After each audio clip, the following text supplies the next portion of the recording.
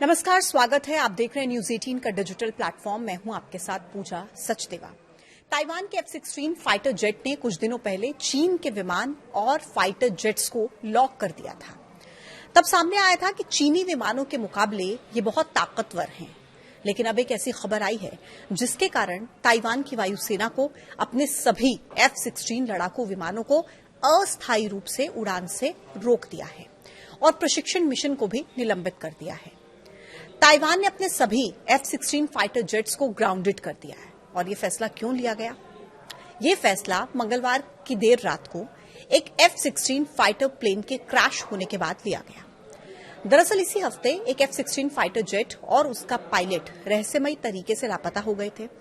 माना जा रहा है कि जेट समुद्र में क्रैश हो गया। ये लड़ाकू विमान एक ट्रेनिंग अभ्यास पर था। बताया जा रहा है कि ताइवान के लगभग 150 F-16 फाइटर जेट्स को उड़ान भरने से रोक दिया गया है। राष्ट्रपति लाई चिंग-ते ने कहा कि रक्षा मंत्रालय ने बड़े पैमाने पर सर्च और रेस्क्यू ऑपरेशन चलाने का निर्देश दिया है। सबसे पहले आपको विस्तार से बता देते हैं कि क्या हुआ था। देखिए, जानकारी ये है कि मंगलवार की रात ताइवान के पूर्वोत्तर तट के पास हुआलियन एयरबेस से उड़ान भरने वाला एक अमेरिकी F-16 jet night training mission पर था। ये विमान अन्य लड़ाकू विमानों के साथ ग्रुप में उड़ रहा था, लेकिन जैसे ही सभी जेट बादलों में घुसे, एक F-16 समूह से अलग हो गया। इसके कुछ ही सेकंड्स के बाद विमान तेजी से नीचे की तरफ आने लगा। जब रडार से संपर्क टूटा, तब विमान की ऊंचाई सिर्फ करीब 1700 फीट रह गई थी। बहुत कम इतनी ऊंचाई मानी जाती है।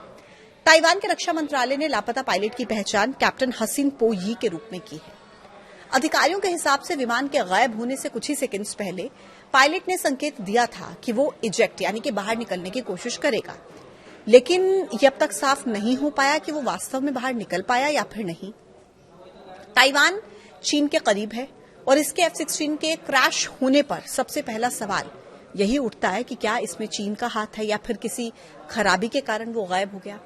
इस खबर ने ताइवान के साथ साथ अमेरिका की टेंशन भी बढ़ा दी है, क्योंकि F-16 एक अमेरिकी जेट है और अमेरिकी निर्मित एक F-16 लड़ाकू विमानों को ताइवान की वायुसेना की रीढ़ कहा जाता है।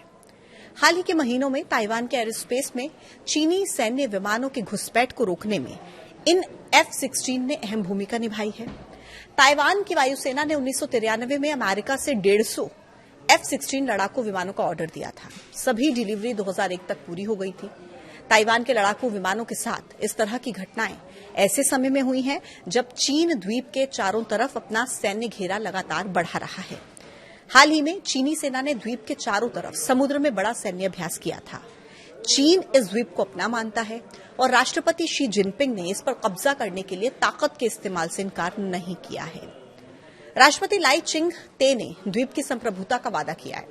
चीन की बढ़ती हुई आक्रामकता के जवाब में साई ने पिछले साल अक्टूबर में ताइवान की सेना को आधुनिक बनाने का वादा किया था। ताइवान के लड़ाकू बेड़े में F-16 के अलावा स्थानीय स्तर पर बना स्वदेशी डिफेंस फाइटर, 1990 के दशक में के आखिर में बने फ्रांसीसी मिराज और 1970 के दशक के F-5E फाइटर भी शामिल हैं। हालांकि अब सवाल ये भी है कि क्या पहले भी कभी ऐसा हुआ है, तो इसका जवाब है हाँ। जनवरी 2022 में भी ताइवान का एक F-16 ट्रेनिंग के दौरान दुर्घटनाग्रस्त हुआ था, जिसके बाद उस समय भी पूरे बेड़े का प्रशिक्षण रोक दिया गया था। हालांकि इस बार ये किस वजह से हुआ, कोई तकनीकी खामी या फिर इसके पीछे चीन का हाथ, ये अभी तक क्लियर नहीं हो पाया। लेकिन सवाल जरूर उठ रहा है कि क्या वाकई इस F-16 विमान के गायब होने के पीछे चीन का हाथ है। आप क्या सोचते हैं इस विषय पर? अपनी राय जरूर दीजिएगा। देखते रहिए न्यूज 18। नमस्कार।